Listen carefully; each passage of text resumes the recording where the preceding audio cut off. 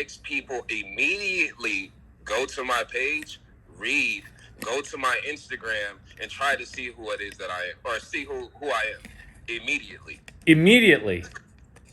Like the moderators in the room, when they heard me talk, they stopped me and was like, "Hey, look, Jay, I haven't ever in my life saw an Asian that sounds relatively black, bro. You sound like."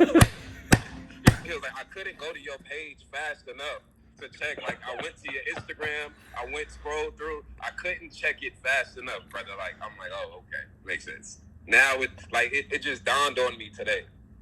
And so what you're doing unconscious competently is you're actually running the external API that Tom Brady, Elon Musk run, which is you don't wait for permission to be an honorary Chinese person.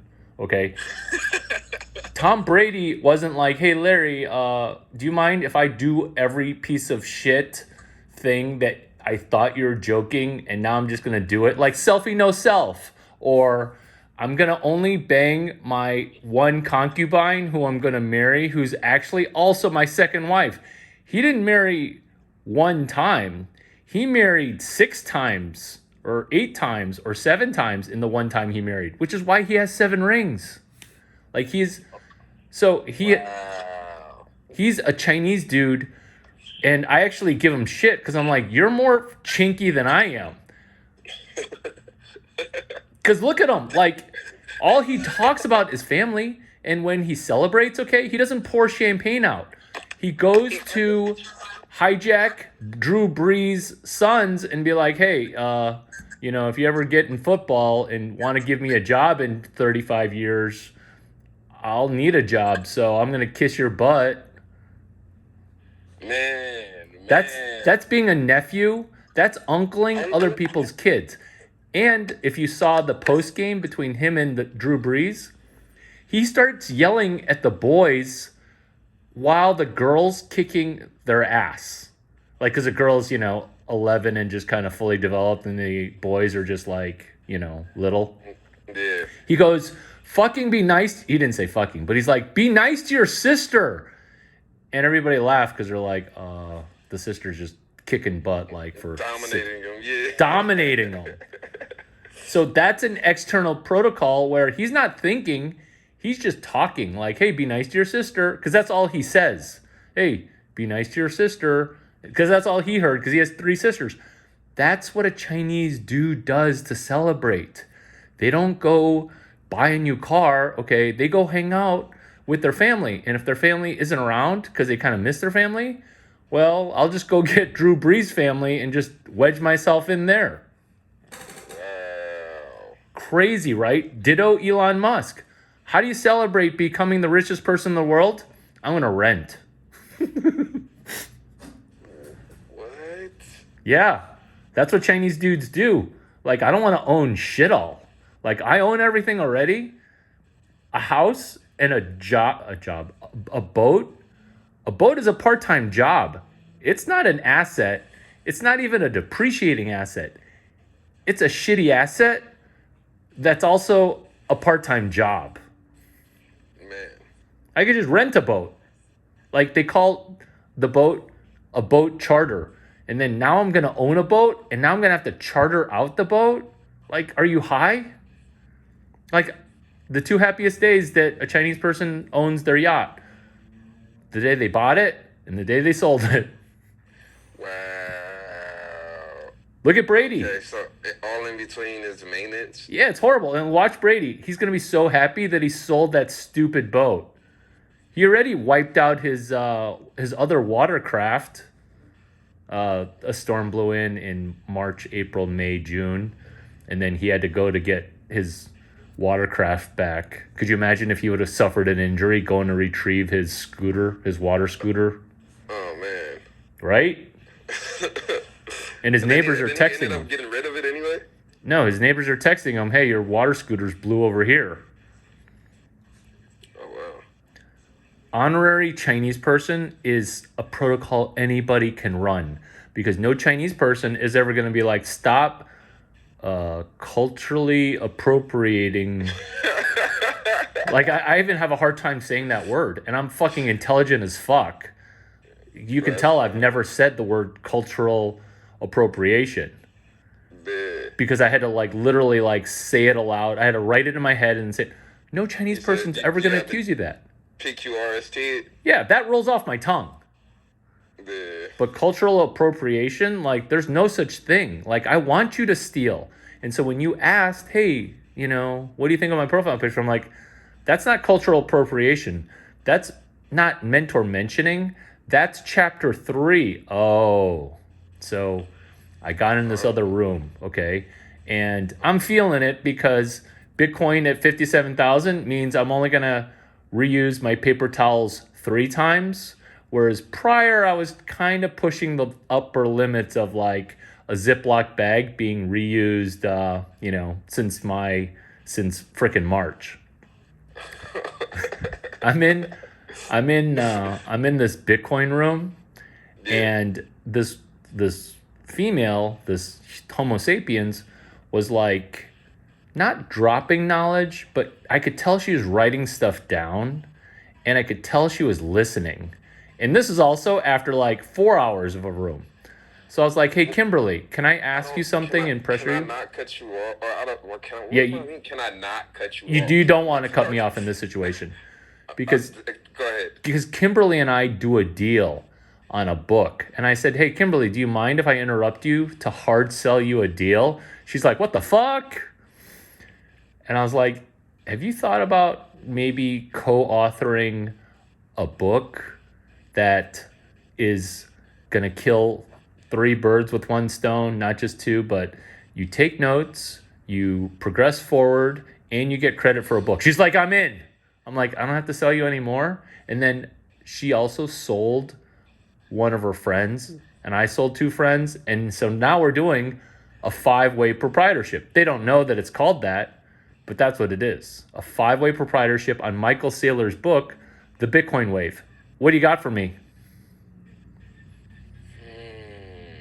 Sold 3 friends on idea. Writing Michael Saylor's book for him, like a douchebag whisperer. So he said 5 times, you haven't fucking read The Mobile Wave, so why am I gonna fucking write another book? That's like saying, hey, Mr. Saylor, thank you for telling me that you're gonna buy Bitcoin at $15,000 so I could buy it at 12. Thank you for saying that you're gonna buy it at 42 because I bought it at 29. By the way, with all that shit that you've been dropping on Clubhouse, on Black Bitcoin Billionaires or YouTube, can you go ahead and transcribe 4 hours because I didn't take any notes? Can you email that to me? That's what it's like when you say you should write a book. Like those 5 words, you should write a book. That's a 5-worded fuck you for I couldn't take notes to write your book for you. Dang. And you could see, especially because of how you write notes. Like, we know how you take notes. So it's like Miss Bassetto. Man. And so I have permission from the law to write your book for you. I also have eventually your permission to write your book for you because you said on your YouTube, and you could take back your promise at any time, but you said, I'm not going to fucking write a book because you didn't fucking read The Mobile Wave. I think I'm the only guy who bought The Mobile Wave. But I'm going to take that book, and I already outlined the chapters for me, Kimberly, Alexandra, Heather, and Donna. Guess who's the biggest bitch of that 5? Larry Chang.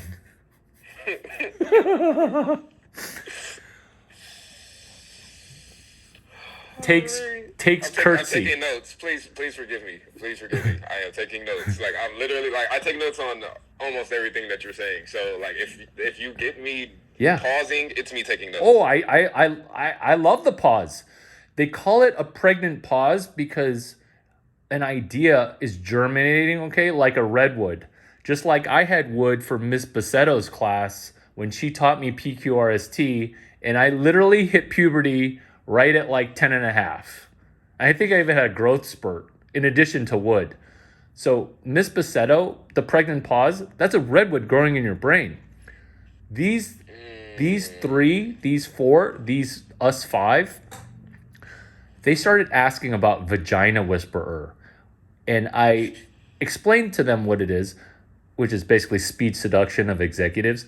But it's also Douchebag Whisperer, which is chapter 3 of the Bitcoin Wave.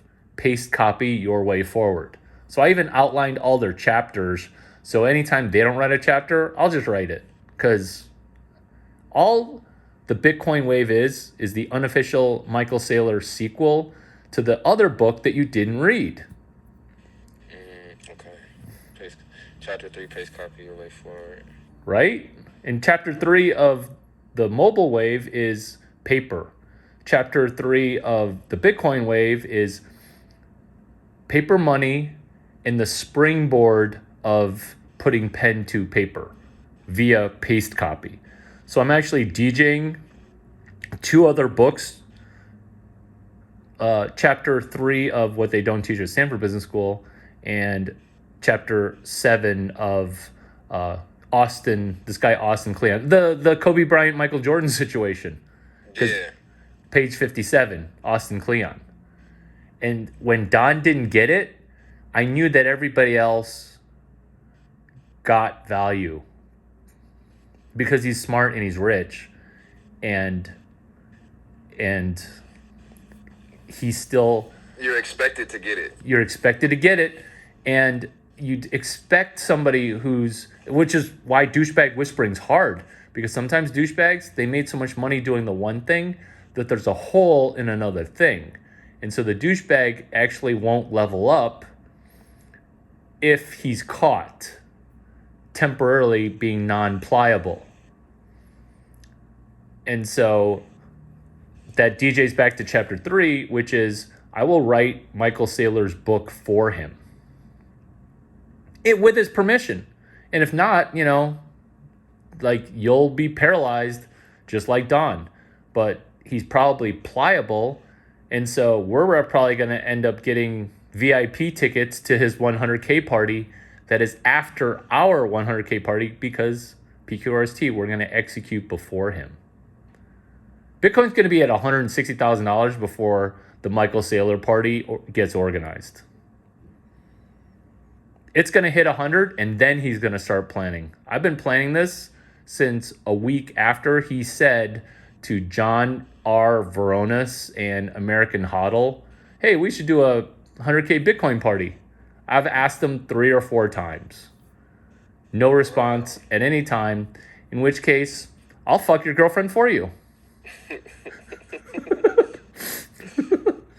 Eskimo Brothers for life. Oh, man. Is that not funny? you said it was cutting off. Can you hear me? I can hear you. I'm actually not going to fornicate them, but they can watch my YouTube videos and then masturbate, which is basically me fucking your girlfriend. Man. 6-foot Asian guy. On YouTube, everybody's 5'3" or small, just a head, no body. Man, and it's okay. So what is okay? This isn't really too important, but it kind of is because it'll change my perspective on how I look at a lot of things in life. So please,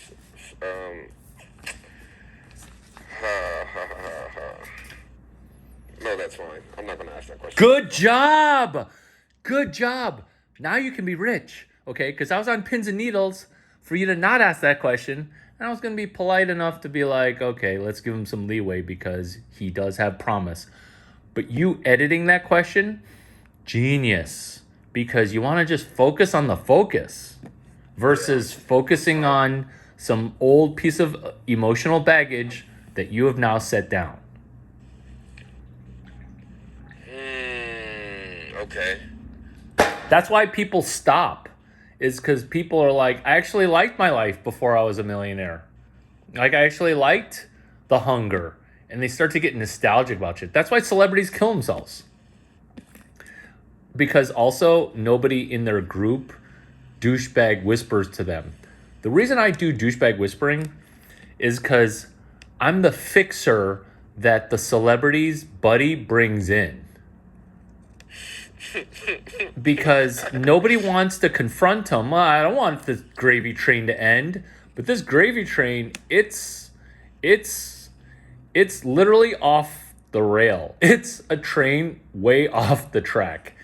When people say off the rails, like it is. And so when you're going into fix, all you're doing is editing CS183E edit. Like Brady, the reason he's the most mobile quarterback ever is he went in and edited a turd franchise. He lifetime edited like a coach that just was so sloppy on the details, where he's finally like, look, you call whatever play you're going to call, okay? I'm going to audible to the play I want to call. And you could see Tony Romo be like, hey, signs of life. Douchebag whisperer and editing and changing somebody, all you're doing is taking notes of what they were telling themselves that was good and then removing the part where they're editing out the negative stuff that was bad. And that's what a code deprogrammer is. One of those, your millionaire daughter goes and joins a cult, you need a code deprogrammer. You're, off the wagon because you've got an addiction, like you need a code deprogrammer, which is what the best Alcoholic Anonymous code dependent drug dependent people do, is they deprogram your brain and reprogram your brain. So all you're doing, which is why you get tired and why when you said, hey, how do I better manage time? It's better managing your brain to recover so that way you'll never waste time.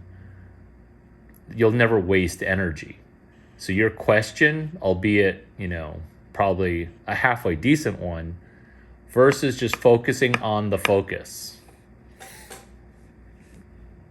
Okay.